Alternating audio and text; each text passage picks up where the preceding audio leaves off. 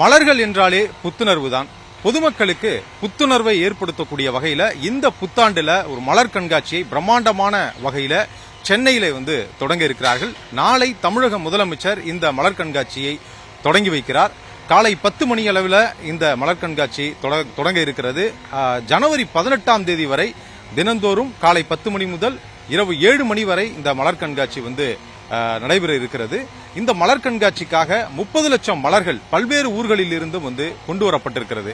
இது எங்கே நடக்கிறது என்றால் சென்னையினுடைய மைய பகுதியில் அண்ணா சாலைக்கு அருகில் இருக்கக்கூடிய செம்மொழி பூங்கா. இந்த செம்மொழி பூங்காவில் தான் 30 லட்சம் மலர்களை கொண்டு இந்த மலர் கண்காட்சியை தொடங்க இருக்கிறார்கள்.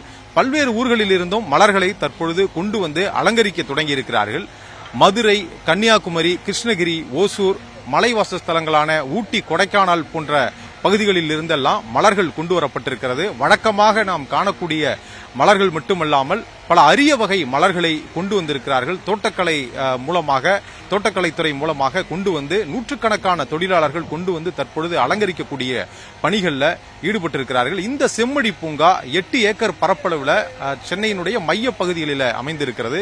இந்த 8 ஏக்கர் பரப்பளவிலும் இந்த மலர் கண்காட்சியை பிரம்மாண்டமான முறையில் நடத்துவதற்கு திட்டமிட்டிருக்கிறார்கள். 4வது மலர் கண்காட்சி ஏற்கனவே பல ஆண்டுகள் தொடர்ந்து நடந்தாலும் கூட இந்த மலர் கண்காட்சியை பிரம்மாண்டமான முறையில் நடத்துவதற்கு, இன்னும் அழகாக நடத்துவதற்கு இதற்கு திட்டமிட்டிருக்கிறார்கள்.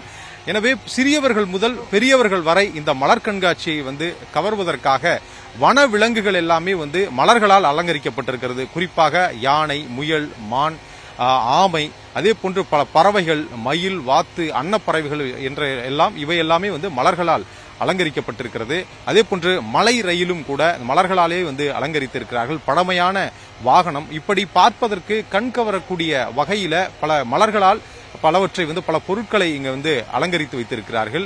30 லட்சம் மலர்களையும் வண்ணங்களுக்கு ஏற்ற வகையில தனித்தனியாக பிரித்து பிரம்மாண்டமான வளைவுகள் அமைத்தும் இந்த பகுதியில் முழுவதுமாக, இந்த செம்மொழி பூங்கா முழுவதுமாக இந்த மலர் கண்காட்சியை ஏற்பாடு செய்து வைத்திருக்கிறார்கள். பல்வேறு ஊர்களில் இருந்தும் மலர்கள் கொண்டு வரப்பட்டு நூற்றுக்கணக்கான தொழிலாளர்கள் மூலமாக தற்பொழுது அலங்கரிக்கப்பட்டு வருகிறது. இந்த மலர் கண்காட்சியில பெரியவர்களுக்கு 150 ரூபாய் கட்டணமும், சிறியவர்களுக்கு 75 ரூபாய் கட்டணமும், கேமராக்கள் பயன்படுத்துவதாக இருந்தால் 500 ரூபாய் கட்டணமும் செலுத்த வேண்டும் என தோட்டக்கலைத்துறை மூலமாக தெரிவித்திருக்கிறார்கள். நாளை காலை 10 மணி முதல் இந்த மலர் கண்காட்சி தொடங்கும் என அறிவித்திருக்கிறார்கள்.